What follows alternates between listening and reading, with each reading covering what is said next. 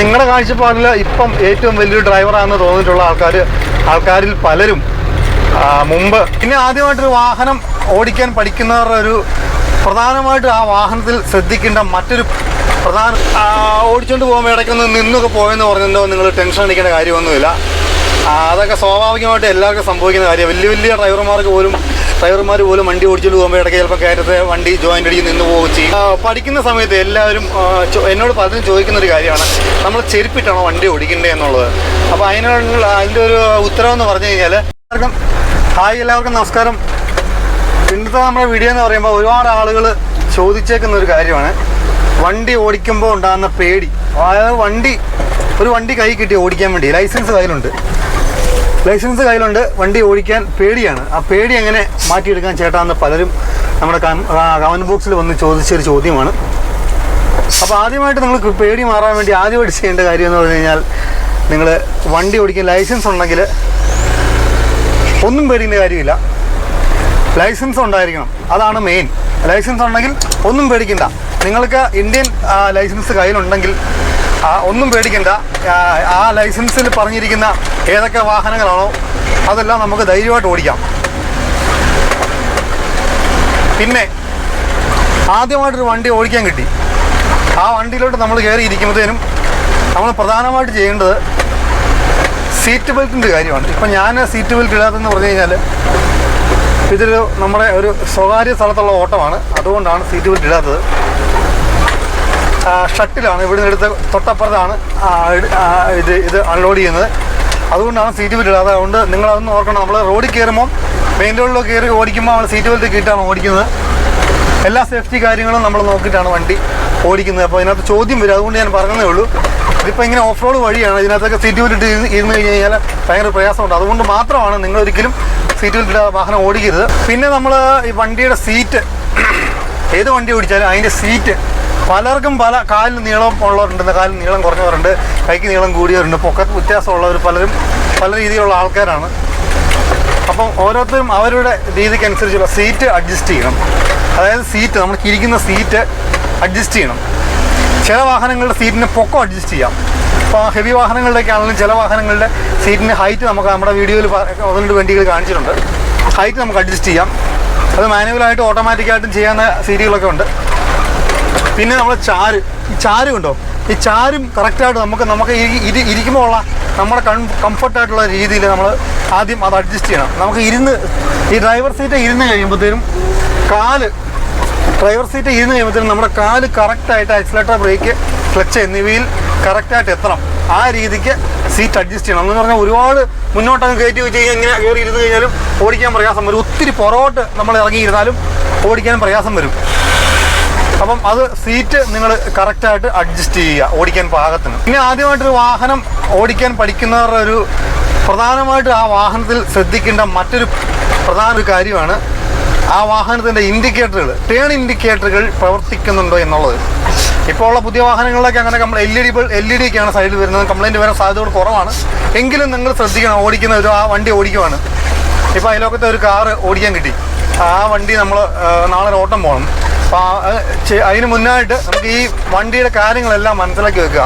ഇതിൻ്റെ ഡീസൽ അടിക്കുന്നത് എവിടെയാണ്, ഇതിൻ്റെ ഹുഡ് തുറക്കുന്നത് എവിടെയാണ്, ബാക്ക് ഡിക്കി തുറക്കുന്നത് ഓപ്പൺ ചെയ്യുന്നത് എവിടെയാണ്, ഇതൊക്കെ ഒന്ന് മനസ്സിലാക്കി വെക്കുക.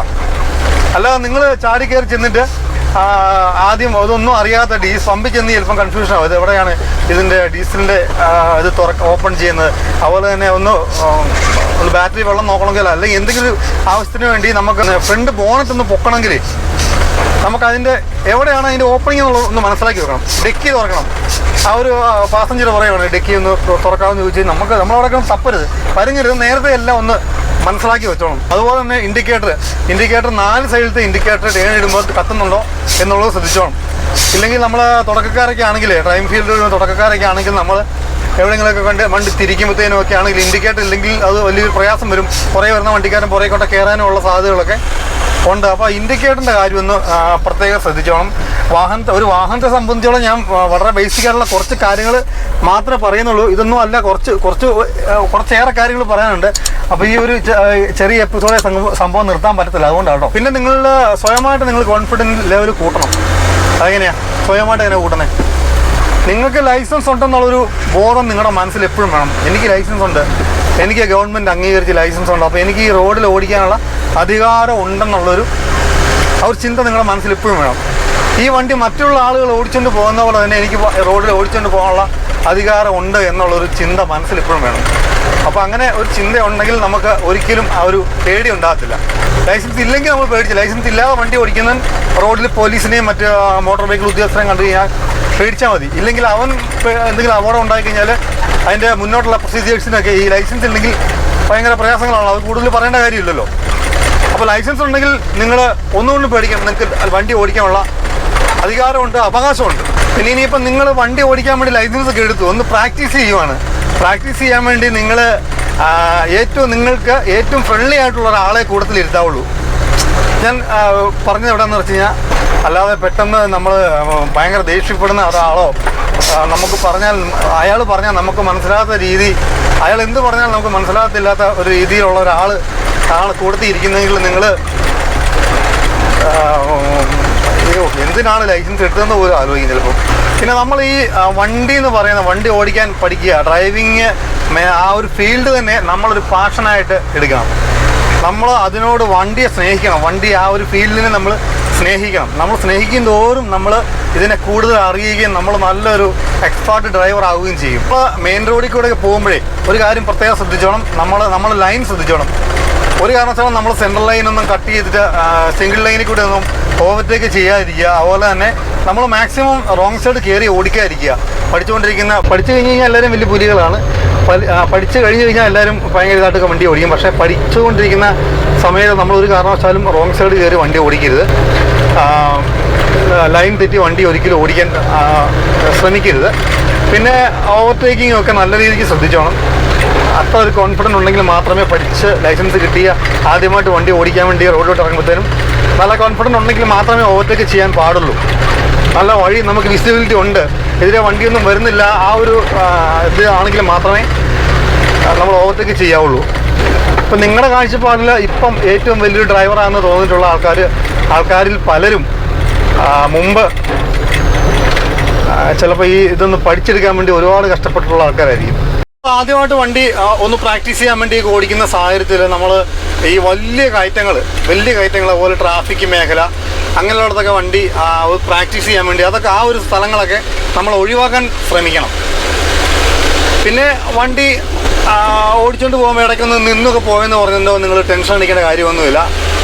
അതൊക്കെ സ്വാഭാവികമായിട്ട് എല്ലാവർക്കും സംഭവിക്കുന്ന കാര്യമാണ്. വലിയ ഡ്രൈവർമാർ പോലും വണ്ടി ഓടിച്ചുകൊണ്ട് പോകുമ്പോൾ ഇടയ്ക്ക് ചിലപ്പോൾ കയറ്റത്തെ വണ്ടി ജോയിൻ്റ് അടിച്ച് നിന്ന് പോവുകയും ചെയ്യും. അതൊന്നും ഓർത്ത് ടെൻഷൻ അടിക്കേണ്ട കാര്യമില്ല. അതൊക്കെ ഒന്ന് അടുത്ത കീ കൊടുത്ത് സ്റ്റാർട്ട് ചെയ്ത് എടുത്തുകൊണ്ട് പോകണം.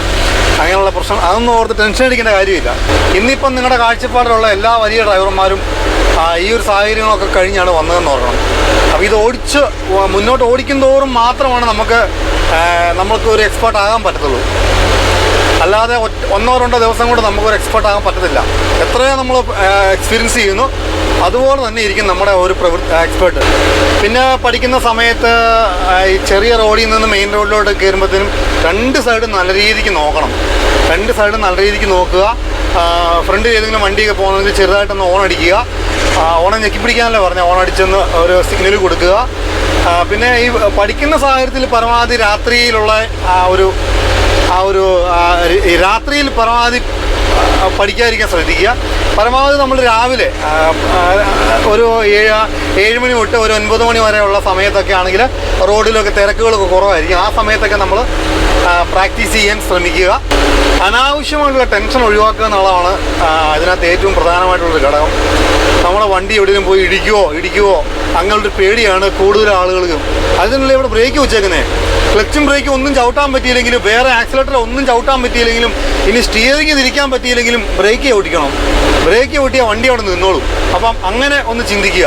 അങ്ങനെയൊക്കെ ചിന്തിക്കുമ്പോൾ തന്നെ നിങ്ങളുടെ പകുതി പേടി മാറിക്കിട്ടും. അപ്പോൾ എനിക്കിത് പഠിക്കണമെന്ന് തന്നെ ഒരാഗ്രഹം നമുക്ക് മനസ്സിലുണ്ടായിരിക്കണം. ഇതൊന്ന് പഠിച്ചെടുക്കണം എന്നുള്ളൊരു ചിന്ത നമ്മുടെ മനസ്സിലുണ്ടായിരിക്കണം. അങ്ങനെ ചിന്ത ഉണ്ടെങ്കിൽ ഒരു കാരണവശാലും നിങ്ങൾ പുറകോട്ട് പോകത്തില്ല. നിങ്ങൾ നല്ലൊരു ഡ്രൈവറായിട്ട് മാറും.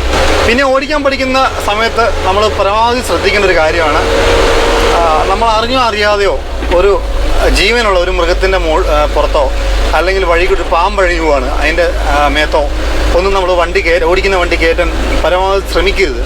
ഒരു പട്ടിക്കുഞ്ഞ് നടന്നു പോകാം, ചിലർക്കൊക്കെ ഒരു ഇതുണ്ട്. എനിക്ക് വന്ന അവരുടെയൊക്കെ സ്വഭാവം എന്ന് പറഞ്ഞാൽ വൈകൃതമായിട്ടുള്ള സ്വഭാവമായിരിക്കും. അവർ പട്ടിക്കുഞ്ഞ് റോഡിൽ കൂടി പോകുകയാണെങ്കിൽ അതിനെ ഇടിപ്പിക്കാൻ വേണ്ടി അതിൻ്റെ ദേഹത്തൊന്ന് വണ്ടി കയറ്റണം, എങ്കിൽ മാത്രമേ അവർക്കൊരു സുഖം കിട്ടത്തുള്ളൂ. പിന്നെ ഒരു പാമ്പ് ഇഴഞ്ഞു പോവുക, ഇവിടുന്ന് ബ്രേക്ക് വിട്ടി കൊടുത്ത് ആ സാധനം അതൊരു ജീവിയില്ല, അതങ്ങ് ഇറങ്ങി പൊക്കോളുമല്ലോ. പക്ഷെ ആ പാമ്പിൻ്റെ മേത്ത് കയറ്റണം, ആ ഒരു രീതിയിലുള്ള ചിന്താഗതിയുള്ള ആൾക്കാരുണ്ട്. പക്ഷെ അങ്ങനെയൊന്നും നിങ്ങൾ ഒരിക്കലും ശീലിക്കരുത് കേട്ടോ. അതൊന്നും നല്ല ഒരു ഡ്രൈവിംഗ് ശീലത്തിൽ പെട്ടതല്ല. നമ്മളായിട്ട് ആർക്കും ഒരു വേദന ഉണ്ടാക്കരുത്. പഠിക്കുന്ന സമയത്ത് എല്ലാവരും എന്നോട് പലരും ചോദിക്കുന്നൊരു കാര്യമാണ്, നമ്മൾ ചെരുപ്പിട്ടാണോ വണ്ടി ഓടിക്കേണ്ടത് എന്നുള്ളത്. അപ്പോൾ അതിൻ്റെ ഒരു ഉത്തരവെന്ന് പറഞ്ഞു കഴിഞ്ഞാൽ, നമ്മൾ ഡ്രൈവിംഗ് സ്കൂളിലൊക്കെ പഠിക്കുന്ന സമയത്ത് ഒരു 50-100 കിലോമീറ്റർ ഉറപ്പായിട്ട് നമുക്ക് ചെരുപ്പില്ലാതെ ഓടിക്കാം. അതെന്താണെന്ന് വെച്ച് കഴിഞ്ഞാൽ, എന്താണ് ഇതിൻ്റെ സംഭവം, ക്ലച്ച് എങ്ങനെയാണ്, ബ്രേക്ക് എങ്ങനെയാണ്, അതിൻ്റെ കട്ടി എന്തായാലും വരും, ആക്സിലേറ്ററിൻ്റെ കട്ടി എന്തായാലും വരും എന്നൊക്കെ ഉള്ളത് നമുക്ക് നമ്മുടെ ഉള്ളംകാല് കൊണ്ട് ചവിട്ടുമ്പം കൃത്യമായിട്ട് മനസ്സിലാവും. നമ്മുടെ കാലുകൊണ്ട് അല്ലാതെ ആദ്യമായിട്ടൊരു ഷൂ ഒക്കെ ഇട്ട് ചിലപ്പോൾ വണ്ടി ഓടിച്ചു കഴിഞ്ഞാൽ നമുക്കതിന് എത്രമാത്രം നമ്മളതിൽ പ്രസ്സിങ് കൊടുത്തു എന്നുള്ളത് നമുക്ക് മനസ്സിലാകത്തില്ല. ഒരു 50 കിലോമീറ്റർ, 100 കിലോമീറ്റർ അത് കഴിയുമ്പോൾ ഓട്ടോമാറ്റിക്കായിട്ട് നമുക്ക് കാര്യം പിടികിട്ടും. പിന്നെ നമുക്ക് ചെരുപ്പിടേണ്ട കാര്യമില്ല. പിന്നെ ചെരുപ്പില്ലാതെ നമുക്ക് വണ്ടി ഓടിക്കാം. ചെരുപ്പിട്ടുകൊണ്ട് വണ്ടി ഓടിക്കാം. ചെരുപ്പിട്ട് വണ്ടി ഓടിക്കുന്നതിനാണ് നല്ല. അങ്ങനെ ശീലിക്കണം കേട്ടോ, അങ്ങനെ തന്നെ ശീലിക്കണേ. ആദ്യം നമ്മൾ പഠിക്കുമ്പോൾ, ഞാൻ ഡ്രൈവിംഗ് സ്കൂളിൽ പഠിക്കുമ്പം എല്ലാവരും ചെരുപ്പൊക്കെ ഊരും, അതൊന്നും കുഴപ്പമൊന്നുമില്ലെന്നേ. നമ്മളതൊരു കുറച്ച് ക്ലാസ്സുകൾ കഴിയുമ്പോഴത്തേനും ഒരു 100 കിലോമീറ്റർ ഓടിക്കുമ്പോഴത്തേനും ചെരുപ്പെടുത്ത് കാലം ഇട്ടണം കേട്ടോ. പിന്നെ നല്ല കംഫർട്ടായിട്ടുള്ള ചെരുപ്പുകൾ ഉപയോഗിക്കുക. തെന്നിപ്പോന്നും ഉള്ള ചെരുപ്പുകളൊക്കെ ഇട്ട് ബ്രേക്കിലൊക്കെ ചവിട്ടും, ചിലപ്പോൾ ബ്രേക്ക് സ്ലിപ്പായി പോകാനുള്ള സാധ്യതയൊക്കെ ഉണ്ട്. ഈ സൈഡ് കാല് ചവിട്ടുമ്പോഴത്തേനും ചെരിച്ചൊന്നും ചവിട്ടാതിരിക്കുക, ഇങ്ങനെ തന്നെ നേരെ തന്നെ ബ്രേക്ക് ചവിട്ടുക. ക്ലച്ച് ചവിട്ടുന്നത് അങ്ങനെ തന്നെ ചവിട്ടുക. ചിലരുണ്ട് ബ്രേക്ക് ചവിട്ട് ഇങ്ങനെ ചെരിച്ച് സൈഡിലൊക്കെ, ബ്രേക്കിൻ്റെ ആ പെഡലിൻ്റെ സൈഡിലൊക്കെ ചവിട്ടുന്നതാണ്. അങ്ങനെ ഒന്നും ചവിട്ടരുത്, നേരെ തന്നെ ചവിട്ടണം കേട്ടോ. ഇപ്പോൾ കയറ്റമൊക്കെ വരുമ്പോഴത്തേനെ, എതിരെ വണ്ടികൾ വരുമ്പോഴത്തേനും നമ്മളത് റോഡ് വണ്ടിയാണെങ്കിൽ പരമാവധി ഇതുപോലെ ഇടത്തോട്ട് ചേർക്കുക. അപ്പോൾ നമ്മുടെ സൈഡ് നോക്കണം കേട്ടോ. അങ്ങനെ ചേർക്കുമ്പോൾ നമ്മുടെ സൈഡോട് നോക്കണം, അല്ല നമ്മുടെ സൈഡ് കൊണ്ടോ വല്ല കല്ലൊക്കെ കിടപ്പുണ്ട് വള്ളക്കകത്ത് കയറ്റി സീനാക്കല്ല്. വണ്ടിയിൽ ആ ഒളിച്ച നിന്ന്